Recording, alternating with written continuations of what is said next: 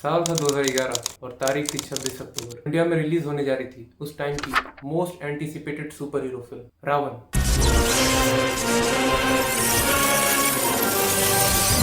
रावण पर बात करते हैं। RaOne starring Shahrukh Khan as our own super hero GOne. Idea for good one. GOne लगभग 150 करोड़ में बनी इस फिल्म को डायरेक्ट किया था अनुभव सिन्हा ने, जो उनके कैरियर की आज तक की सबसे बड़ी फिल्म है। रावण अपने रिलीज के टाइम पे शाहरुख खान के भी करियर की सबसे बड़ी फिल्म होने जा रही थी। At the point of its release Ravan was the highest budget Indian film. Ravan से पहले 2010 में आई S Shankar directed the Robot highest budget Indian film थी, जिसका बजट था लगभग 130 करोड़। फिल्म को वर्ल्ड वाइड 4000 से भी ज्यादा स्क्रीन पे रिलीज किया गया, जो इसको उस टाइम की इंडिया की बिगेस्ट इंटरनेशनल थिएट्रिकल रिलीज बनाती है। फिल्म मिड दिवाली वीकेंड पर रिलीज हुई थी। इस दुशहरा इस दिवाली रावण को 3D में मरता हुआ देखें और ओपनिंग वीकेंड पे 170 crore world wide gross collection करने वाली पहली हिंदी फिल्म बनी। Ravan broke the record of biggest Diwali day opening and highest single day collection for an Indian film at the time of its release in 2011। पर जैसे टाइम बीतता गया film के कलेक्शंस कम होने लगे। मैं हॉलीवुड में था उस समय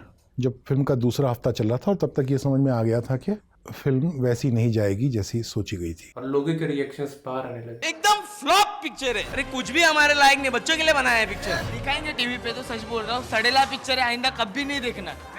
घर पे ना DVD लाके भी मत देखना, वो 50 रुपया भी मत डालना। तो ऐसा क्या हुआ कि इंडिया की उस टाइम की highly anticipated super hero film box office पे बस 207 करोड़ ही कमा पाए। शाहरुख के कैरियर की सबसे बड़ी फिल्म एक एवरेज बन के रह गई। इतनी बढ़िया स्टार कास्ट, दो कैमियोज, स्ट्रॉन्ग कोर स्टोरी। एक कोर स्टोरी तो बहुत अच्छी थी कि एक बाप ने एक बेटे के लिए एक वीडियो गेम बनाया, उसमें से विलन बाहर आ गया, उसने बाप को ही मार दिया। अब वो हीरो जो उसके जैसा दिखता है बाप के जैसा, उसको बाहर लाना है और विलन को वापस अंदर भेजना है। और हाई क्वालिटी VFX, जिसकी बात लोग रिसेंट ईयर्स में काफी कर रहे हैं जब उनको आदि पुरुष जैसी मूवीज देखने को मिलती हैं। रावण को रिलीज हुए 15 साल से भी ज्यादा हो चुके हैं, मगर उसका VFX आज की मॉडर्न इंडियन फिल्मों को भी टक्कर देता है। इनफैक्ट उनसे भी बढ़िया है। एक ऐसी फिल्म जिसके सीक्वल का इंतजार लोग इतने सालों से कर रहे हैं। तो आज की वीडियो में रावण पे डिटेल में बात करते हैं। अगर आपको वीडियो अच्छा लग रहा है तो चैनल को सब्सक्राइब कीजिए और इस वीडियो को लाइक कीजिए। आपके सपोर्ट की वजह से हम ऐसी वीडियो और आगे लाते रहेंगे।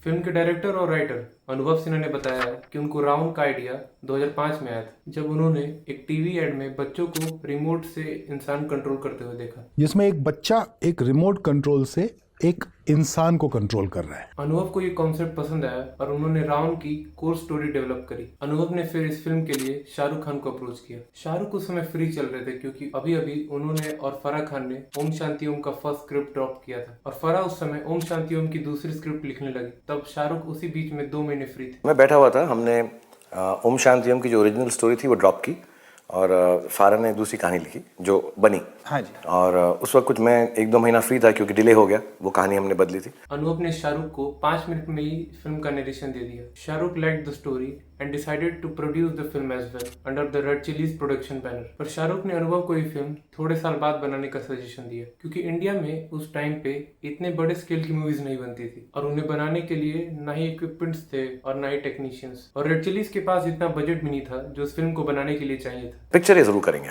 लेकिन तब करेंगे जब मेरी हैसियत होगी, क्योंकि ये फिल्म फिर हम बहुत बड़ी और अच्छी बनाएंगे। अनुभव ने फिर रावण की स्क्रिप्ट पे काम चालू किया और 2006 में स्क्रिप्ट बन के रेडी हो गई। इसी बीच 2007 में अनुभव सिन्हा डायरेक्टेड कैश रिलीज होती है, जो कि बॉक्स ऑफिस पे बुरी तरह पिट जाती है। अनुभव ने सोचा कि अब शायद शाहरुख रावण पे काम नहीं करेंगे, मगर ऐसा कुछ भी नहीं हुआ। शाहरुख ने बताया है कि his childhood dream was to fly like a super hero. Ravan बनाने से पहले शाहरुख और अनुभव ने लगभग 200 सुपर हीरो मूवीज देखी अक्रॉस लैंग्वेजेस। अनुभव ने कई महीने ऐसे ही बिता दिए सिर्फ कॉमिक बुक्स पढ़ते, डिजिटल आर्ट फोटोज देखते और वीडियो क्लिप्स देखते हुए। शाहरुख खान कमल हसन की 10 अवतारम से काफी इंप्रेस हुए थे। इसी वजह से शाहरुख ने रावण की फिल्मिंग स्टार्ट होने से पहले कमल हसन से टिप्स मांगे थे regarding production of large scale films.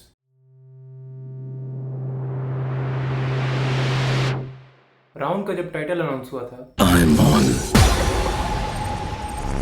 तो इस बात को लेके मीडिया में काफी बातें हुई थी, क्योंकि फिल्म का टाइटल फिल्म के प्रोटैगनिस्ट नहीं बल्कि एंटेगनिस्ट पे रखा गया था। ये मूव इंडियन फिल्म इंडस्ट्री में नया था, जहां विलन को इतनी इंपॉर्टेंस मिल रही थी और उसके अराउंड हाइप क्रिएट की जा रही थी। अनूप ने यह बताया है कि फिल्म का टाइटल इनिशियली प्लान नहीं था और फिल्म का टाइटल जीवन की जगह रावण इसलिए रखा गया because Ravan sounded more cooler than Jeevan. Shahrukh को जब टाइटल को लेकर सवाल पूछा गया तब शाहरुख ने जवाब देते हुए बताया कि he is inspired by great film maker like Alfred Hitchcock and is saying that in a movie which has a larger than life superhero the villain's role should be very strong. So Shahrukh felt that If the villain looks good, the hero will also look good। और शाहरुख ने share करते हुए बताया है कि Sholay, mister India और सड़क जैसी फिल्मों को लोग आज भी उसके एंटेगनिस्ट के लिए याद करते हैं। इस बात से मैं भी अग्री करता हूँ और आप भी करेंगे शायद, क्योंकि शोले में चाहे गब्बर का किरदार हो, क्या समझ कर आए थे कि सरदार बहुत खुश होगा, शाबाशी देगा क्यों?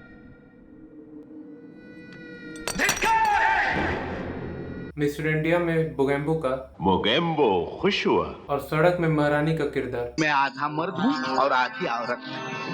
देख ना रूप ना रंग, देखिए किस्मत का खेल तो देख। अगर कुछ है ना मेरे पास तो वो है दिमाग। हाँ, कमाल का दिमाग है मेरे पास, इसलिए मर्दों की सेवा करती हूँ और औरतों का धंधा।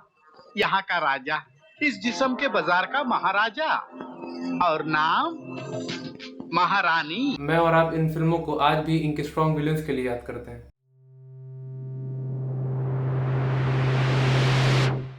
इंडियन फिल्म इंडस्ट्री में रावण से पहले कई सुपर हीरोज और साईफाई मूवीज आई जैसे मिस्टर इंडिया, कोई मिल गया, क्रिश, द रोबोट और कई सारी अनपॉपुलर मूवीज हुई जैसे 2006 में आई अलग और 2008 की द्रोना। पर इन फिल्मों में ना ही उस लेवल का वर्ल्ड था not they required this kind of heavy VFX. पर जब रावण की बात आती है तो स्क्रीन प्ले को लेके चाहे लोगों के विचार अलग हो, पर वीएफएक्स की जब बात आती है तो सबके ओपिनियंस एक जैसे होते हैं। पर रावण के वीएफएक्स पे बात करने से पहले हमें रेड चिलीज वीएफएक्स के बारे में जानना होगा। तो साल 1999 में शाहरुख खान ने एक्ट्रेस जूही चावला और डायरेक्टर अजीज मिर्जा के साथ मिलकर एक प्रोडक्शन हाउस खोला जिसका नाम था ड्रीम्स अनलिमिटेड। ड्रीम्स अनलिमिटेड के बैनर के अंडर शाहरुख ने 3 फिल्में प्रोड्यूस की, फिर भी दिल है हिंदुस्तानी, अशोका और चलते चलते। फिर भी दिल है हिंदुस्तानी और अशोका बॉक्स ऑफिस फेलियर साबित हुई, जिसकी वजह से शाहरुख और को ओनर्स जूही चावला और अजीज मिर्जा को काफी फाइनेंशियल प्रेशर झेलना पड़ा। This led to the transformation of dreams unlimited into Red Chillies Entertainment. In 2002 where SRK took over the complete executive control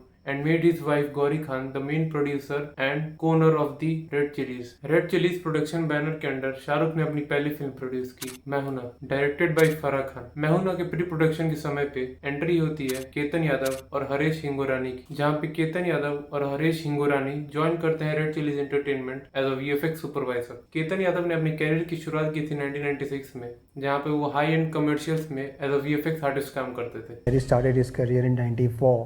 I started my career in 96, and that time VFX was predominantly used in advertising a lot, pack shots, commercials, chromas, and stuff like that. From 94 till at least 2006, we were basically doing commercials for the biggest advertisement agencies in India.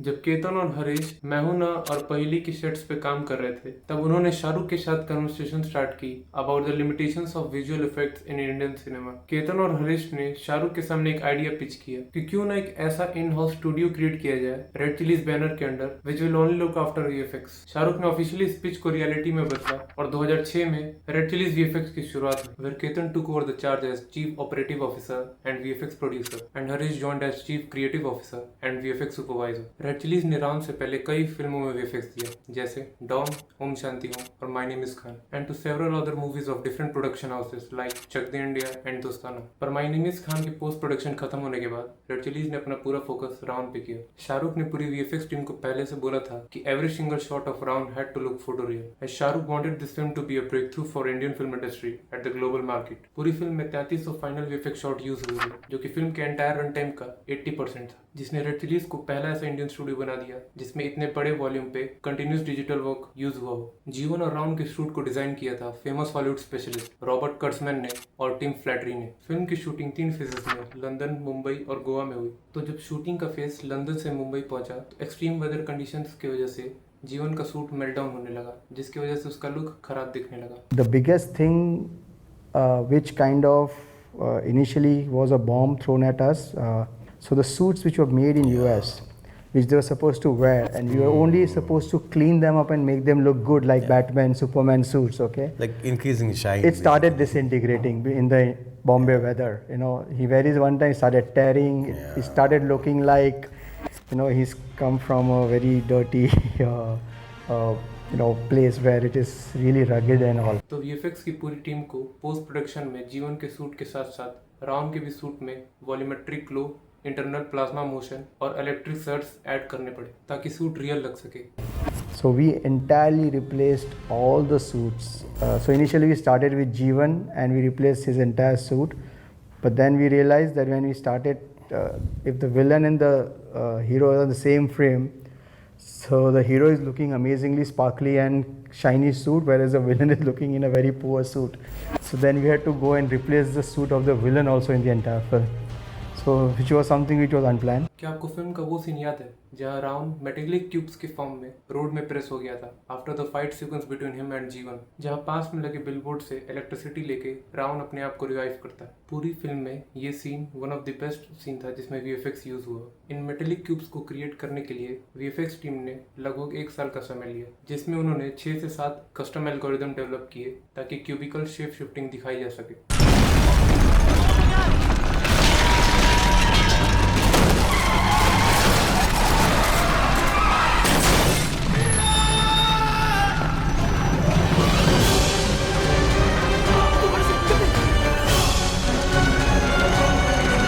CST station crash वाले scene को जब मैंने पहली बार देखा था तो it felt so real. पर ये पूरा ट्रेन क्रैश सीक्वेंस मुंबई के हिस्टोरिक CST स्टेशन के एक मिनिएचर क्रिएट करके किया गया था। 3, 2, 1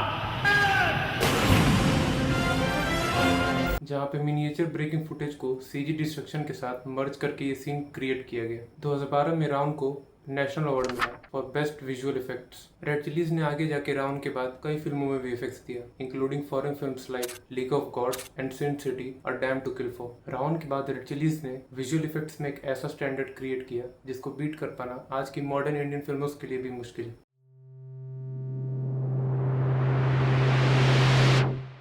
राउंड की मार्केटिंग तो इस लेवल पे की गई थी कि आज की फिल्में विथ मैसिव मार्केटिंग बजट्स भी ना कर पाए। मतलब शाहरुख ने पूरी जान लगा दी थी फिल्म को प्रमोट करने के लिए, because Shahrukh had a vision to treat this film like a massive Hollywood style media event. इसलिए राउंड की मार्केटिंग फिल्म के रिलीज होने से 9-10 महीने पहले ही स्टार्ट हो गई थी। फिल्म के इतने बड़े बजट से हटके अलग से 52 करोड़ रुपए सिर्फ मार्केटिंग और पब्लिसिटी के लिए खर्च हुए थे, जिसको रेस किया था फिल्म के स्पॉन्सर्स ने। रेड चिलीज ने 25 से ज्यादा प्रमोशनल डील साइन की थी। प्रोडक्शन हाउस ने कई ब्रांड्स के साथ टाई अप किया था, जैसे GSK हॉर्लिक्स ने स्पेशल एडिशन पैक्स लॉन्च किए थे with graphics of Jeevan to promote taller, stronger and sharper campaign. Shahrukh ने सोनी प्ले स्टेशन के साथ टाई अप करके PS2 और PS3 पे राउंड की गेम लॉन्च की थी, और ये करने वाली राउंड पहली बॉलीवुड फिल्म बनी। जिसके बाद आगे जाके डॉन टू कभी गेम प्ले स्टेशन पे लॉन्च हुआ था। शाहरुख ने NVIDIA के साथ मिलकर भी special edition graphics card launch किए थे। फिल्म ने और भी बड़ी कंपनीज के साथ टाई अप्स किया था, जैसे मैकडोनल्ड्स, वोल्क्सवैगन, किंगफिशर और Godrej.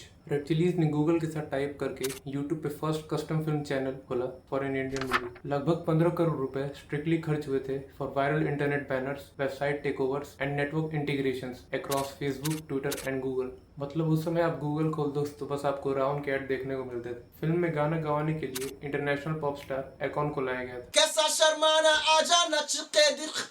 Just punch the. Let him hear that word. Just let him hear that word. कैसा शर्माना आजा नच के दिखा दे। Which was the reason we got iconic songs like Chamak Challo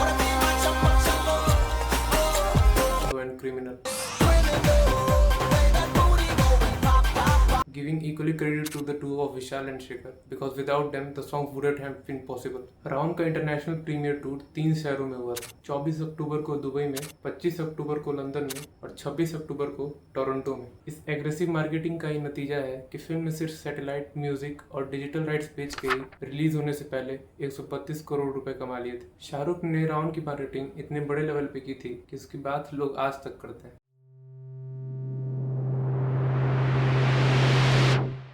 Ravan की वीएफएक्स के लिए लोग जहां तारीफ करते नहीं थकते, वहीं फिल्म की स्टोरी लाइन को लेके सवाल खड़े होते आए हैं। फिल्म की को स्टोरी तो बहुत अच्छी थी, इनफैक्ट यूनिक थी, पर फिल्म में जो सेंसलेस ह्यूमर ऐड किया गया था वो समय के साथ एज नहीं किया। फिल्म में शेखर सुब्रमण्यम का जो कैरेक्टर है वो शायद राइटिंग में वीक था या शाहरुख ने उसे फनी बनाने के चक्कर में ओवर परफॉर्म कर दिया था। Because the character feels little confused. At one side he sincerely talks about topics by referring codes. एक बात हमेशा याद रखना पड़ती, बुराई अच्छी नहीं होती। Allow me to quote myself, बुराई संग जो मेल रचाया, फिर कभी ना छूटे उसका साया। In the film we can see his emotional side for his son Pratik. नहीं प्रतीक, I'm not a coward, मैं डरपोक नहीं हूँ। मैंने कुछ इसलिए नहीं किया कहीं वो तो मैं कुछ ना कर दे। Really, allow me to quote the great Mahatma Gandhi ji, आंख के बदले आंख, पूरी दुनिया अंधी हो जाएगी। मैं डरपोक नहीं हूँ प्रतीक। Where he wants to impress his son by making a game in which a villain is more stronger than the hero. तुम्हें विलन अच्छे लगते हैं ना? तो मैं आज जाकर एक ऐसा गेम बनाऊंगा जिसमें विलन हीरो से ज्यादा पावरफुल होगा, जिसमें विलन कभी नहीं हारेगा। On the other hand, he seems stereotypical South Indian who cracks creepy jokes. मुझे इडली बनानी नहीं आती sir. In one scene, he was shown eating noodles with curd, which I tried as a child, but for some people, it was not perceived well. Film में आकाशी के भी character को stereotype करके दिखाया गया था। आकाशी, फिर से किसी ने जैकी चैन बुलाया। Jackie Chan. Look, every Chinese is Jackie Chan. Film के स्टार्टिंग का वो ड्रीम सीन जिसमें प्रतीक अपने डैड को सुपर हीरो इमेजिन कर रहा होता है, जहाँ पे संजय दत्त एज खलनायक देखने को मिलता है और प्रियंका चोपड़ा एज देसी गर्ल। ये बहुत ही अनवांटेड सीन था फिल्म के पर्सपेक्टिव से। अनुभव ने भी बताया कि ये सीन अनप्लान्ड था और इसे एंड मूवमेंट पे शूट किया गया था शाहरुख के कहने पे। सेम सीन में शेखर की बाइक पे एंट्री का जो सीक्वेंस है उसमें वीएफएक्स बहुत ही खराब तरीके से यूज हुआ है, क्योंकि इस सीन की एडिटिंग एंड मूवमेंट्स पे हुई थी। Opening dream sequence was not in sync with the rest of the film. Also because it was conceived very late and we did not give enough time to the visual effects team because we had to get into the release of the film. And so that was a bad decision.